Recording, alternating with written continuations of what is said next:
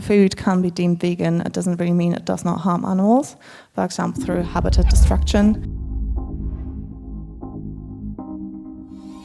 Hello. I don't know if you can hear me, it's kind of bright here. I'm a tad bit nervous, but I hope that's just gonna pass. So yeah, thank you everybody for doing this conference.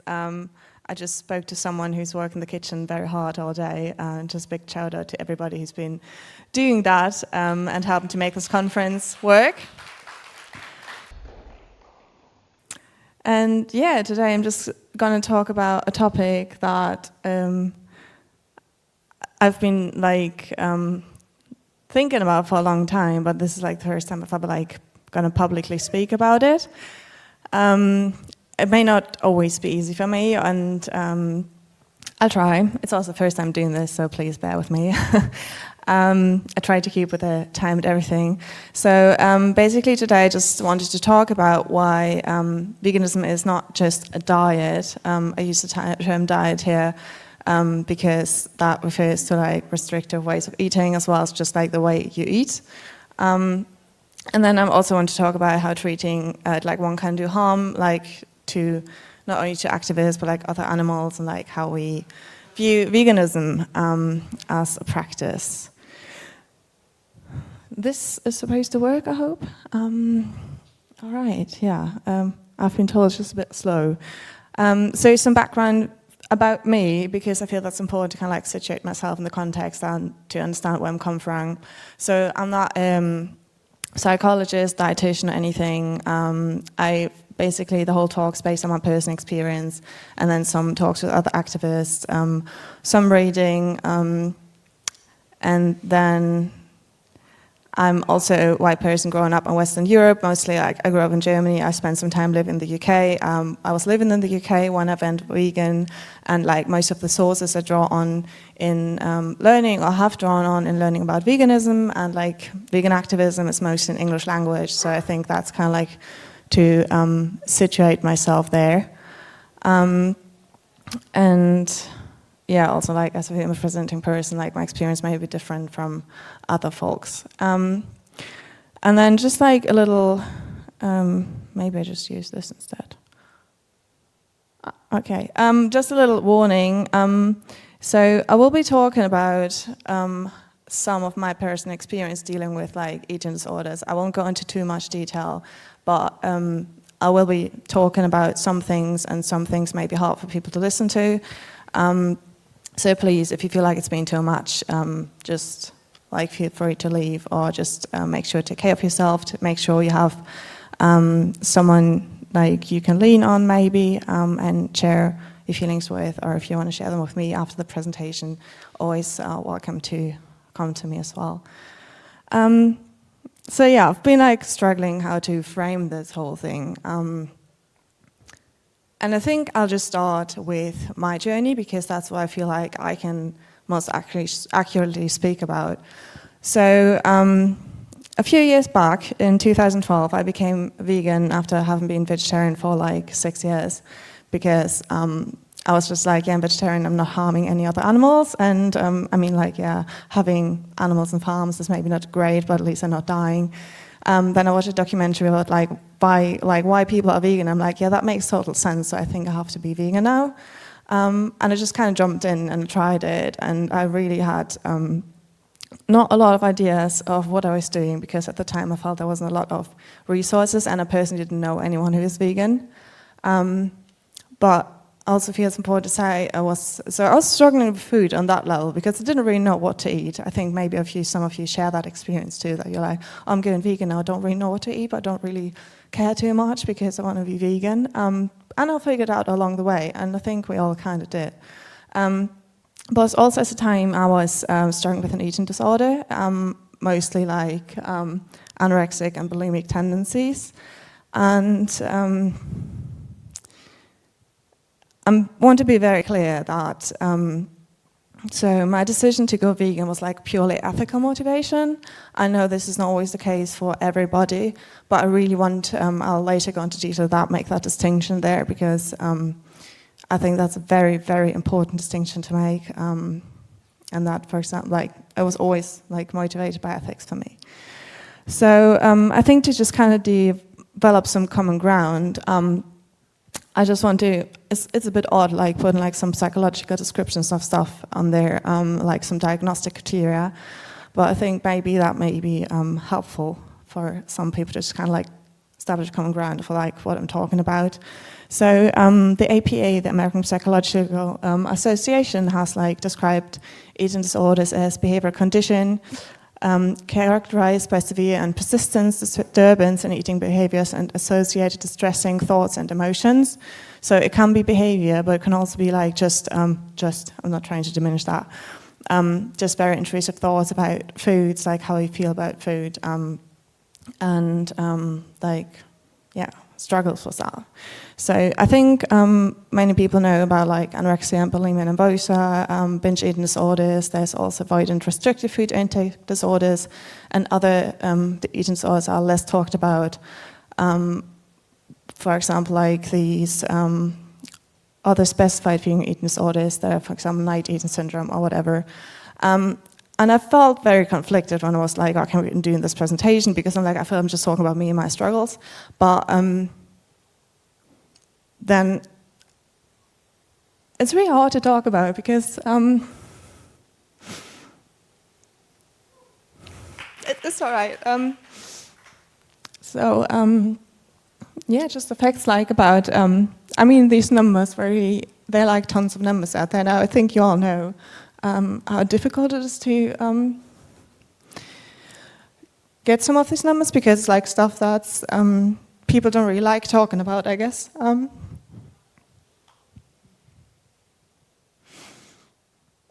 Anyway, I think, so affect up like to 5% of the population. That's just a number I put on there to kind of like make this a bit more, I don't know, palatable. So I think in this room, everybody, like there are people who are affected by this, and they're like everybody in this room should know or does know a person who's affected by this. And you may know that, you may not know that, but you all know someone who is struggling. So I just thought I would make that very clear, and I also want to make very clear that, so I put out like this psychological definition, whatever, and I also want to make very clear that just because you don't meet certain diagnostic criteria, because you're not as bad, doesn't mean you're not struggling. And also, you can't tell if someone is struggling based on the appearance. I think that's just relates to like all mental health things. Yeah, and like especially with that, because people are like, oh, you can tell by the way someone looks if they like have an eating disorder. No, you can't. You really can't. And I also want to be like very clear that eating disorders are not primarily about food. They're a lot about control and other psychological things. And veganism is also not primarily about food. It's something I'm going to go into later. It's a philosophy and a way of living. And yeah, I took that from the book from Jen Friedman, which is called Veganism and Eating Disorders Recovery. So, yeah, I think I took a bit longer for this than I wanted to, but I tried to not rush too much. So yeah, I think I just wanted to talk a bit about like my experience as being vegan in a non-vegan world when there was really nobody else I felt I could talk to. And there was a lot of talk like, are you vegan? Yeah. So what do you eat? And stuff like this came up, like broccoli, veggies, and everything. And then, because people didn't really know, I think it's a lot better now. People like when you say, "Oh, I'm vegan," people like actually know what you're talking about. But like that also meant that I was often forced, and maybe you can relate too, into conversations about food, and especially having to defend my food choices, which then made me feel like I had to present this perfect picture of like what veganism is, what vegan diets are, what they're not, like how great they are for you, whatever. I think maybe some of you can relate to that. There's also a lot about like stuff like that really always struck me, that people are like, oh, the food you eat is so healthy, and then like when they learned I was vegan, they were like, oh, you know, veganism isn't that healthy, don't you? And that really was confusing, and but that also like kind of had this, okay, I think I really need to make this claim, no, veganism is like super healthy. And that just really dates back to like there's so many misconceptions about veganism and vegan diets. There's also like a lot of like public like non-vegan talk about like, I'm going later into like really like diet culture. And this, including with like anti-vegan bias, may make it really hard for vegans who struggle with food-related things to really open up about. Like, I know it was hard for me because I felt like, no, I can't just admit I'm struggling because I'm vegan. So people will use that against me. Well, not really against me, but against like my ethical veganism. I think the next slide should be easier. So yeah, when I prepared this talk, I really was like, I don't know if it's just me. So I wanted to do some research. I typed in vegan diet into 2 search machines, and I think for me it was actually quite shocking that, like, for example, at Ecosia, like the 4th thing that came up was weight loss, and Google was like the 2nd thing. So this is like actually like very common that people are like, oh, this is like so great for weight loss, and then like sometimes like in vegan advocacy people use that to kind of like advocate for animals. And I get where people come from, that they're like, oh, any reason for people to be vegan is a good reason. But I also feel like jumping on this narrative can really do a lot of harm, and it can actually like drive people away from that as well, if they feel like, oh, it's not working, rather than just like really focus on who veganism is about. It's not about like a diet or just like purely that. So I thought maybe like, I found this on a website from like a major animal rights organizations. It's very recent, it's from May this year. So I know there was some stuff back, like when I did prepare this talk from like 2009 or whatever, so I was like, maybe people are not using that as much anymore.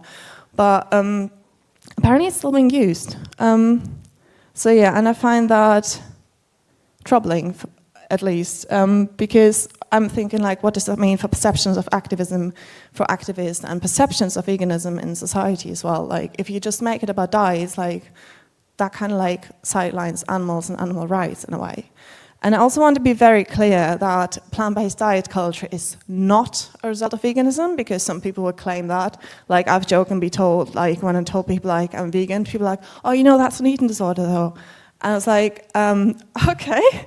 And people like joke about these things, like not knowing, and it's really harmful. Like, that doesn't happen in the vegan movement or like vegan advocacy, animal advocacy, but that's also like what some people struggle with. So I just want to share that. So yeah, it's a reflection of society, the society we live in. So I came from this and just really not having a lot of people to relate to, and then started like activism, kind of like 2017. And I was really happy because I was like, this is great, I don't have to defend my food choice, don't have to talk about this. I mean, I'd still like done some reading on this stuff, like, ugh. Like, looking back, I'm like, yeah, that was pretty like damaging. So that's also the reason I feel a bit conflicted about talking about this, because I don't want to give anyone like tools or whatever to like look into this. But I think it's also important to like kind of point this out, that it can be harmful to people. So yeah, and then I was in these vegan spaces, and it was great. But then I also like, there was this question that came up, is like, there was so much talk on food, and just made me kind of think, like, why does a movement, and I talked about this to other people too, who were struggling with, like, struggles with food, or what some people may refer to as eating disorders. Why does a movement that is, like, highly focused on food talk so little about ways in which people struggle with food? And I think that just kind of, like, stuck with me, because I think it's great. We talk a lot more about mental health, we talk a lot more about burnout, we talk a lot about, maybe that's just my little bubble, but I feel that, I think it's great. And there are some people who talk about these things, but, and I find more people who I can relate to and who struggle with these, or have struggled with these things too. But yeah, I guess maybe that's also why I'm here, because I'm like, okay, nobody's doing this, so maybe I don't know if anyone's doing it, so maybe I should be doing it. I don't know if I should. But, So yeah, there's a lot of talk about food in vegan spaces. I don't think it's necessarily bad, but then it's also like a lot of stuff like, oh, have you heard of this new vegan burger? Have you tried this new vegan like ice cream? Have you seen this vegan whatever food? So in a way, like there's this paradox of, in a way, normalizing and sensationalizing vegan food, or like plant-based food, I should rather say. And then there's also like what I just talked about, a lot of times overstating, for example, health benefits of plant-based diets, for example, not just related to eating disorders, but like other health benefits. For example, Gertrude, who has been here in 2019, I don't know if she's come back, also talks a lot about like ableism and body shaming in her blog, Crepio Minimal. Also a great blog, check it out. And I also talked to a friend who was struggling with cholesterol and was like, that can't be because I'm vegan. So yeah, kind of like refused to acknowledge that for a while, so in a way that also harms other people if you focus on these things. And then another issue that is often not talked about as much is access to food. So like for me personally, my little bubble, it was where it first came up that people would go out to eat at restaurants after protests, and some people just couldn't afford going out to eat all the time. But of course, there are also bigger issues that people just generally have not access to food in general. So I think that should also be like involved in that when we talk about this. And I don't want to be all negative about like vegan spaces, because I felt like very welcome and in a way very helped, but at the same time very like alienated, because I felt like this is great, but I still feel like I can't really talk about this because everything is like so great and like so perfect, which of course it can't be. So I just really wanted to drive down the point that we don't just leave our learned behaviors at the door when we enter vegan spaces or animal advocacy spaces that relates to like other forms of discrimination, like body and health shaming that I've mainly referred to, then ableism, heterosexism, racism, classism, a lot of this. And a lot of this is like also perpetuated, for example, when we talk about vegan diets, like a lot of like is focused on like weight loss for female presenting folks and like gaining muscle for like male presenting folks. So a lot of that's also like in vegan advocacy used to kind of make people to go vegan. So in the next bit, I just really wanted to talk about where plant-based diets, in my opinion, fail. So first, failing veganism as a philosophy, because making veganism all about plant-based diets really decenters anti-speciesist values. And I think that's a very important point to make, because it's not just about who or what we do not eat. It's like there's so much more to veganism and living vegan, or trying to live vegan as far as practical as possible. And then also fails activists, because there's a strong focus on food and also often activist bodies that people can struggle with.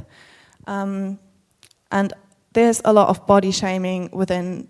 I mean, just yesterday I overheard someone saying that someone gave like unsolicited advice on like how a person should, like, not here but just another space, work out more, or like give them unsolicited advice or like how they should eat. And yeah, that can be very harmful, and please don't do that. And then it also like fails other animals, because it really focuses on certain types of non-human exploitation, like animals exploited for food, versus like decentrating other types of animal exploitation.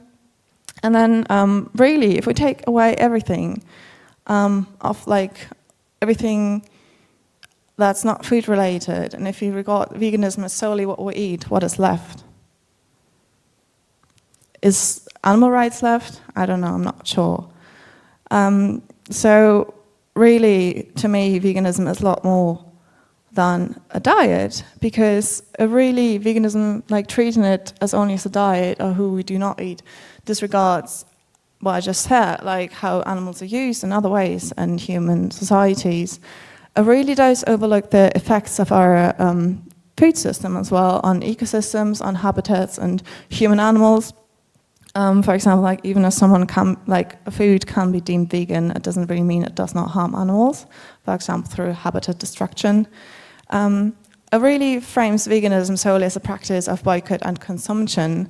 So basically saying like, oh, just like consume this way and everything will be fine.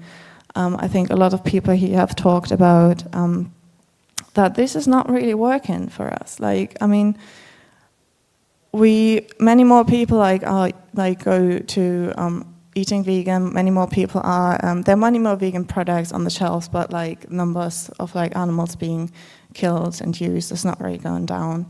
So there should be more to it. And then other layers of speciesism go unchallenged and really can do harm to humans who struggle with food in many ways, in mental health ways, and like food access ways, and other ways that I may not be aware of.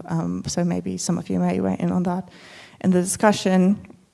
And really related to this whole thing of boycott and consumption, that like really vegan capitalism is not animal liberation, which I think we're all aiming for. And so really just like this very consumerist mindset of like who or what I do not eat, like that's enough, and this is like the only thing I should focus on. That I do struggle with that.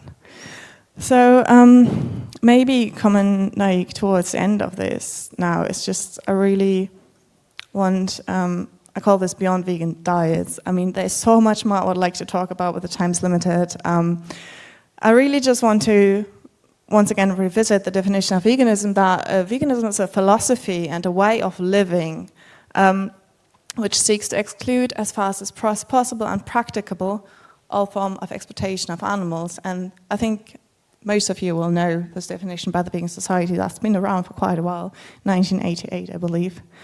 And a part in here as well is the possible and practicable. And I know that, for example, a lot of people who struggle with food with eating disorders, there's a lack of access of facilities that would treat vegans. Like there are more, if you want to go into like treatment like that, not saying that everybody has to, but so there's a lot of stigma around that as well, and that may prevent people from staying vegan, for example, in recovery. There are other ways from that, about that. And that can feel people like who really align with anti-species values, but maybe in that moment for like whatever reasons can't be vegan, really like alienate them from like animal rights maybe. And I know that people have found comfort in that. That just like we try our best, and we try our best with the resources we have, and we try our best while staying alive in this world, really, because the stuff I'm talking about is also like highly deadly. A lot of people die from eating disorders each year, like through various reasons, like other related mental health struggles as well. So, what's the use really in like, yeah. Okay, I think I may be rambling a bit, but maybe, I don't know, I hope some of you may resonate with this. So really, coming towards the end now, it's just like, I'd really love for people to reevaluate the ways of relating to food of bodies and activism, because I think some of the experience I've had, some of the experience other people have, some of the experiences people who go newly into vegan spaces, there are other options. I think, and just like we have so much stuff, like we're like diet culture is like so big in society. There's a lot of body shaming, fat shaming, a lot of like ableism, and a lot of all this, and a lot of critique of people's food choices. And I think we could do better and just show a lot more compassion for others. Like the diet talk, like I get why people may use that, but I really struggle with that. There are like so many more like better reasons for people to go vegan or like do anti-species actions, which I'm just going into later. And maybe also try non-food-centered ways of relating to activists, because I know like I've sometimes struggled to go to like potlucks because I was like, oof, this is just going to be hard navigating all of this food, like being around all of this. I'm not saying this has to be always the case, but I think, maybe there are other ways you can think of in your groups, or just maybe invite people to talk about these things too. Because I feel like a lot of, like, I've spoken to people who are like a bit afraid of speaking out about these things, because like still very stigmatized. Also the reason I feel very weird talking about this on stage. And then I also really want to like drive down the point of like non-food related ways to support animals. For example, if you can't be, or if you feel like you can't be vegan, for example, while you're recovering, there's still many other ways you can like advocate for other animals. So, for example, support sanctuaries, animal shelters, join campaigns and protests, boycott zoos, aquariums. There's like so many other ways. And I think also an issue with like making veganism solely about what we eat is that maybe people forget about these things too. And you can still do these things, like wherever you're on your journey, what you have to do to really stay alive, or like not be struggling as much in this world. So I think really just practice empathy and compassion, hopefully with everybody in the movement or in vegan spaces, but also ourselves really. Like, try not to be too harsh on yourself.